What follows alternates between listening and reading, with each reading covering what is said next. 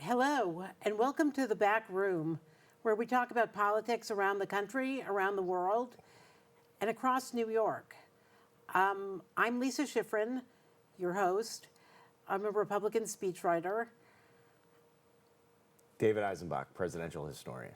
And tonight we have a fabulous guest, Maron, who is running for Manhattan District Attorney against Alvin Bragg. Maud is a former Democrat, a former liberal. She's an education activist, and she will be giving Alvin Bragg a run for his money. But first, before we talk about Maud's race, we're going to start with today's events in the Middle East. Donald Trump, as you know, is in Saudi Arabia this week. It's great that he's drumming up investments from Saudi Arabia and other wealthy countries. The Saudis promised us $600 billion today, and they said they'd go up to $1 trillion in investment in the near future. So that's all good. But in the course of this Middle Eastern adventure, the state of Qatar has promised Donald Trump a $400 million presidential plane to take the place of Air Force One. Should we be so close to Qatar? Should we take gifts, $400 million? Should we take gifts like this from a country that funds Hamas, that bribes U.S. colleges and universities to accept all this anti-American, anti-Israel protest activity and teaching? That's a question. That is the question. Should we accept this gift of an Air Force One replacement, David? Well, I think it's an embarrassment. I mean, this is pretty sad that we can't build an airplane, that Boeing can't build an airplane, and that any country has to donate one to us. And then it raises all sorts of questions, about Qatar's history, but also, is this a present for Donald Trump? Is this a present for the United States of America? There's a gray area here, well, it's kind of a mix. It's a present for Donald Trump, a little bit. Well, then it could be illegal. No, but mostly it's a present for America. But obviously Donald Trump gets the benefit of it, and apparently he gets to take it to his library when he's done. And when Boeing finally comes up with a replacement for Air Force One, that's the real embarrassment, that Boeing doesn't have a replacement ready on time. It's pathetic. It's pathetic. What has happened to Boeing is they hollowed out the engineers. They handed the whole place over to the bankers and CEOs who are more interested in the stock price than turning out a good airplane. It's resulted in people dying, and they have kind of effectively killed one of the great corporations that built America. Maud, what do you think? I think Air Force One should be built in America. I think that most Americans, regardless of your feelings about Donald Trump, would probably agree with that. I don't love it as a stopgap measure, but we have to get back to. I think it's a little embarrassing. Yeah, it's a little embarrassing, but it's also. The sense in which it's a bribe is it's very hard. If a country like Qatar gives you a $400 million gift, it's hard to say no to them when they want your support on policy that we don't really approve of. Well, this is why the U.S. Constitution prohibits this very thing, right? I mean, Maud, you're a lawyer, you know about this. I think that people who have long accused the Democrats, accused Hunter Biden of malfeasance with accepting money from foreign entities, should apply an equal standard going forward here. In reality, am I worried that Donald Trump is going to be bribed by this airplane? No, I'm not worried about changing our public policy, but I do think it creates the appearance of impropriety, the appearance of wrongdoing. Which, as you know, is a problem. Yes. And it's a problem when Democrats do it. It's a problem when Republicans do it. Even the appearance, particularly when you're dealing with the presidency, it's a problem. Well, you know, Right. Donald Trump's policies in the Middle East are shifting a bit, and it's not altogether clear that he's not taking a little too much influence from Qatar. Interesting. Now, what is your feeling about how he's making peace with the Houthis, and there's discussions about him maybe doing a separate peace with Iran? How do you feel about this? Well, I'm not happy about it. I think that Iran is a real problem, and I was all for bombing the hell out of Iran, bombing their nuclear sites so that they don't actually have the option of setting up nuclear missiles, which I think they are going to do the minute they can. What would you feel if Trump cuts a deal, in which they can continue their civilian nuclear program with inspections? Most countries in the world that have civilian nuclear programs for energy purposes do not have enrichment. And the fact that Iran insists on enrichment is, raises suspicions past the point of anything you can accept. Well, if Trump accepts it, will you accept it? No, I will not accept it. It's not up to me. I don't have a say in this matter. But Right. Do I think that's a wise thing to do? No, I do not. Maud, what do you think? I think some of the deal making that's gone on in the Mideast has been wonderful because we got Adan Alexander home. So the last American hostage, there are still other hostages being held that we need back. But I think that was a moment that certainly I was thrilled to see. And I think a lot of other people were thrilled to see. So there's been some really good deal making going on. I think there's a lot of American heads who want to make sure that Iran is not a nuclear power that can harm, Israel or us. Right. Now, getting closer to home, can you tell us a little bit about your experience? Sure. Well, I am a former public defender, worked for over 20 years as a public defender in the criminal defense division at Legal Aid, both in Manhattan and in the Bronx. Also served at Legal Aid as the director of training newly hired lawyers to become litigators, and taught at Cardozo Law School in the criminal defense clinic, so working with third-year law students as well, also in preparation of being litigators.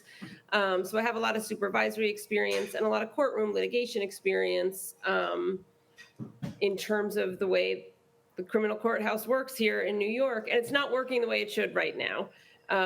In addition to doing, being a courtroom litigator, I also have spent a lot of years as an education advocate. I have 4 kids who have gone to, one just graduated, 3 are still in New York City public schools. And I have run for and won a seat on the Community Education Council here in Manhattan. It's what the rest of the country thinks of as a school board, but what we call a Community Education Council in here, which are elected volunteer advisory positions that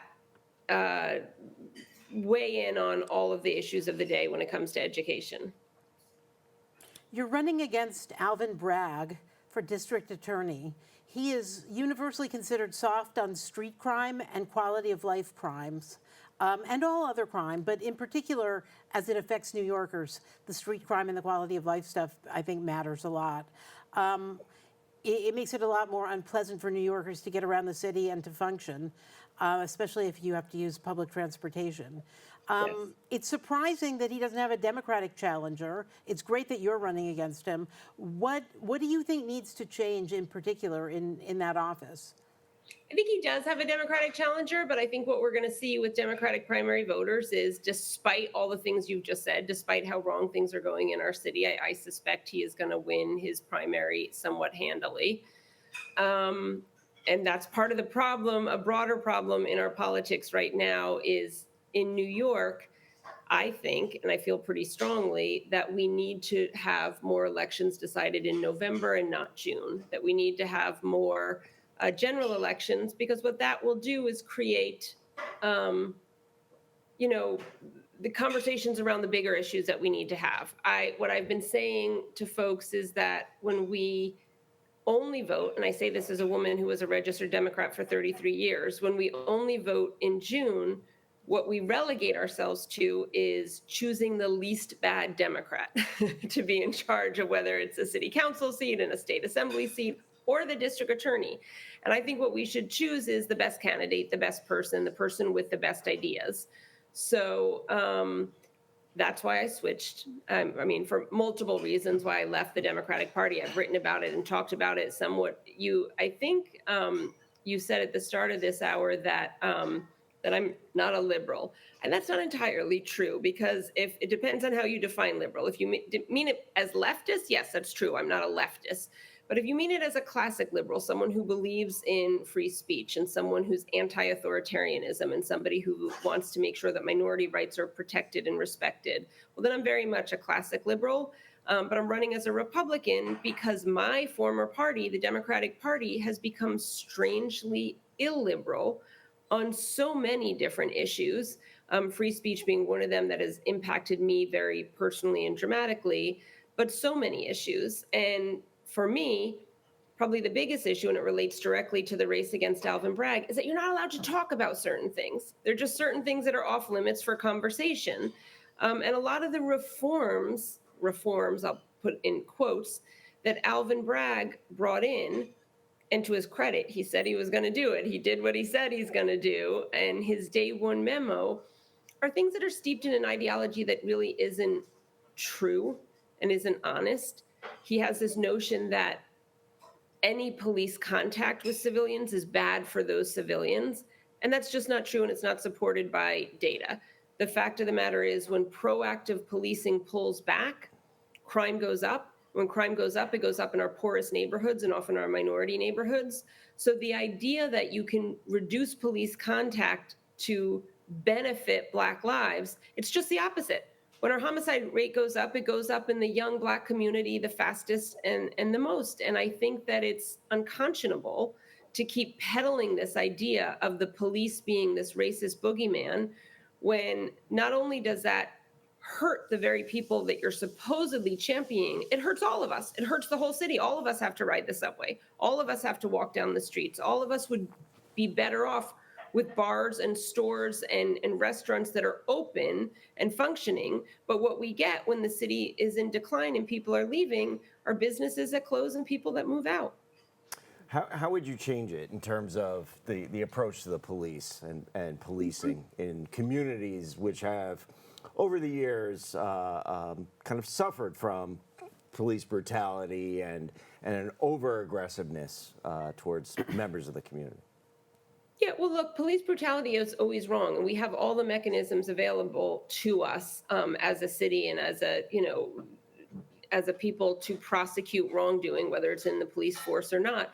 And in general, let's say it's rich white folk that push the sort of BLM narrative the hardest. It's not, you don't see a correlation between anti-police rhetoric and low-income neighborhoods. In fact, it's low-income neighborhoods that often are the most desirous of increased police presence and better safety in their neighborhoods, because that's where sometimes crime goes up the furthest and fastest. There's a couple things I would do. First of all, I would just rescind wholly the day one memo. Alvin Bragg's day one memo said that there are just certain crimes he's not going to prosecute, like fare evasion, like resisting arrest. He said absurdly that what should be robbery in the third degree, he would only prosecute as a misdemeanor as long as nobody got hurt. I mean, it's really not his job, and it's no district attorney's job to rewrite the penal law. The legislature decides what the crimes are and what the sentence ranges are, the classifications, whether something's a misdemeanor, a violation, a felony.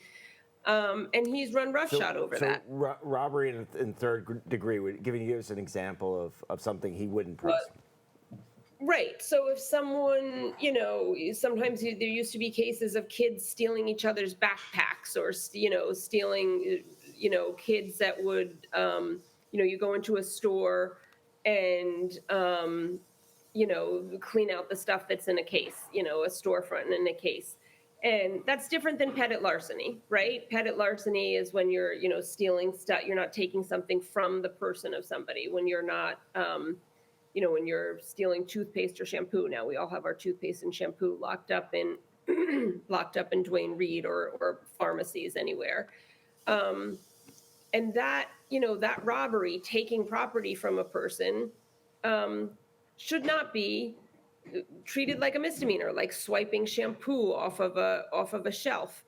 And I think it's really troubling when you have a prosecutor who wants to bend the law in every way or shape possible to benefit the lawbreakers and not to benefit the law followers. We're going to take a break for a public service announcement. We'll be right back with more from Maud Maron, candidate for Manhattan DA.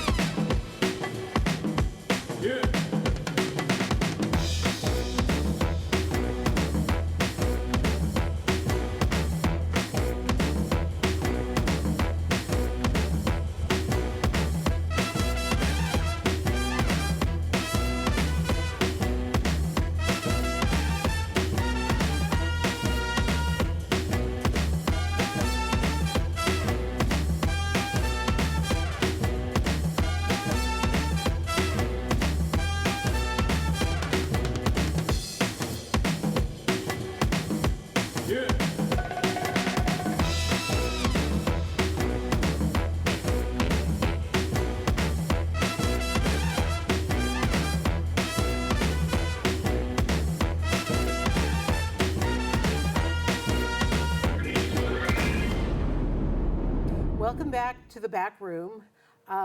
Tonight we have Maud Maron, the Republican candidate for Manhattan District Attorney with us.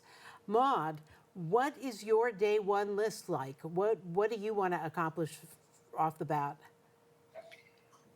Well, there's a lot to accomplish, and I would put it in two buckets. One is doing the things that we can do right now, and that would include prosecuting what is sometimes called low-level offenses, but it's not so low-level. Resisting arrest being an incredibly important one, and following and prosecuting every single valid, supported by probable cause arrest that the NYPD makes.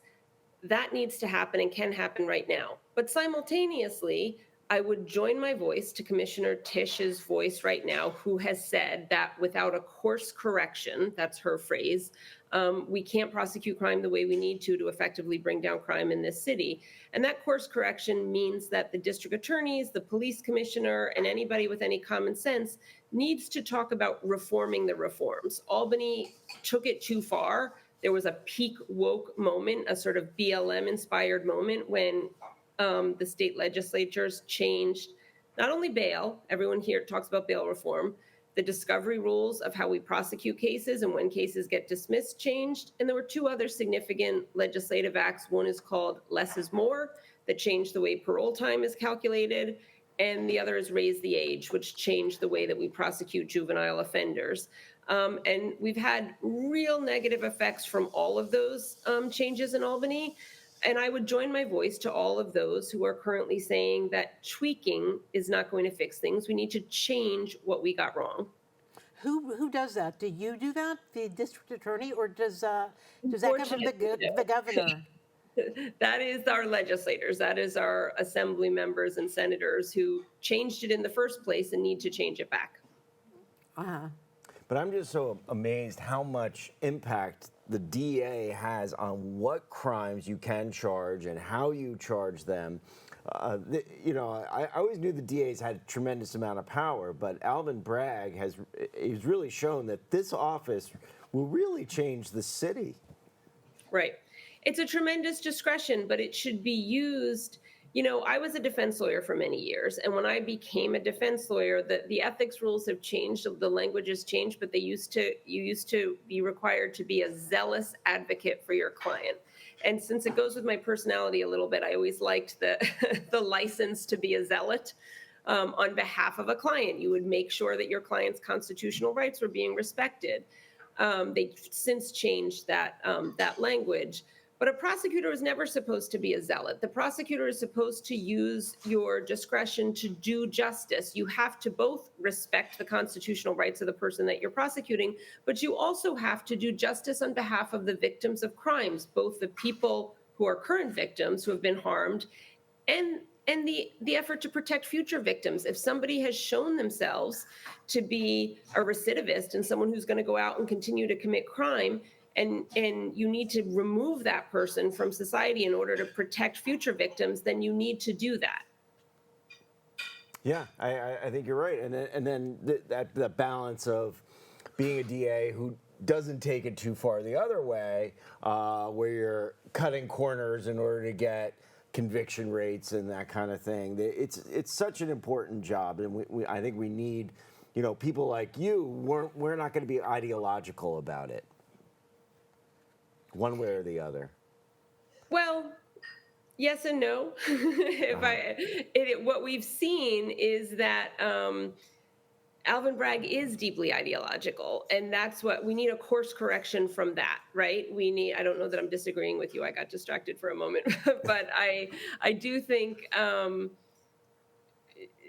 we need to reject the ideology that Alvin Bragg has really brought in. And the fact is, the reason he's notorious, the reason he's a poster boy around the country, I've been getting donations into my campaign from every state in the union. People really know him as this mascot for progressive policies, which we can all see with our own eyes, which makes cities less safe. It makes all of us less safe. And I've heard it again and again from people that, especially long-term New Yorkers and those who have lived here, raised kids here, lived here for a really long time, they are all saying that it feels different and it feels less safe. Feels less safe on the subway, feels less safe walking down the street. So,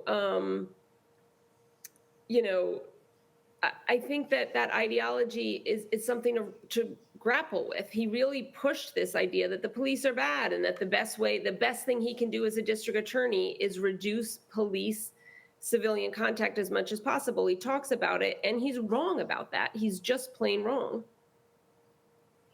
Isn't there an importance about kind of just having cops on the street, on the corner, just being present and not being aggressively present, but being almost kind of members of the community and people being able to, in the community, feeling comfortable talking to that police officer, telling about what's going on around the corner or down the street. It just seems to me that it's what we used to call community policing. Right. There's two things that I think go to that point really well. One is when Mayor David Dinkins instituted Safe Streets, Safe City, and was able to hire with federal money and with some lottery funds, was able to hire over 6,000 new police. That was the start of a crime drop that led to in addition to Mayor Giuliani's then adding on to that prosecuting quality of life crimes, that increase in police it was the starting point of what led to a period of really great public safety in our city.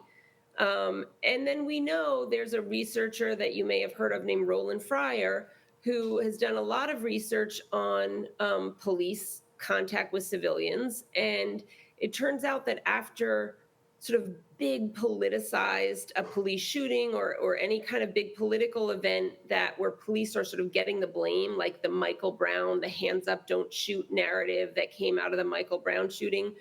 What you have when police pull back, when they stop doing proactive shooting, the homicide rate goes up.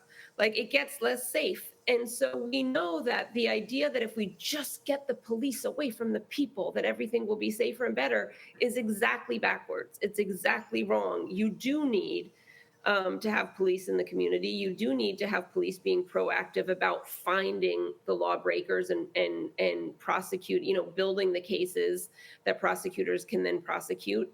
And it's deeply frustrating because we actually know how good policing works in the city. We've seen it done. And now we have a prosecutor who wants to reject what we can all see with our own eyes, which is that his theories are making us all less safe. Can these changes that you're advocating, can they happen with Kathy Hochul as governor? It would be better without Kathy Hochul as governor. Of course, everything would be. Pricing too, that would be nice. But do you need a governor to advocate for them? Like I said, there's two buckets, right? Like if I get elected into this office, there are things that I can do right now without any changes in Albany to prosecute more cases and make things safer. On the other hand, it would be enormously helpful if Kathy Hochul joined voices like Commissioner Tisch and a newly elected Manhattan DA to say we have to change the discovery laws. I'll say this, I practiced as a defense lawyer for many years, and the discovery laws for the defense bar were really terrible. Like you had to wait until the night before to beg the district attorney to hand over some discovery materials, and it's hard to prepare a proper case when you're going to trial when you don't have all of the materials. So it's a pendulum swing, right? Like the discovery laws were too defense unfriendly when I was practicing, but now we've made it to the point where it's swung so far in the other direction that if there's one page of a memo book from one cop who's not even the arresting officer that doesn't get turned over in time, the whole case gets dismissed. Well, that's crazy. That's not a balancing of the scales of justice, because the victim of a crime deserves to have their day in court as well. There could certainly be remedies if the defense can show that their defense has been prejudiced in some significant way by a late turnover of a piece of discovery. There can be a remedy, but to go straight to dismissing cases for incredibly minor infractions is the pendulum swinging too far in the other direction now. And I think that's what happened. And it would be great if Kathy Hochul could acknowledge that and help to bring, pressure to change the law. Well, this is my hope, is a less ideological approach to enforcing the law in New York City, and something that is practical, that isn't either cutting corners in order to get convictions and just turning the other way when it comes to crime. Somebody who's going to be practical and looking at what is the law and how can we make this city better. That's what a district attorney should be doing. You have to be practical because you have a lot of things to, the Lady Justice with the scales and the blindfold on is you have to be making decisions that are fair for all of the people, not just your preferred people. You can't have preferred people when you're the district attorney. No. You have to represent everybody fairly. Thanks so much for joining us tonight, Maude. We wish you the best of luck in your race. And thank you, viewers, for joining us. We hope you learned about a great new candidate to make the city more livable and more safe. Good night, and we'll see you next week. Good night. Thank you so much.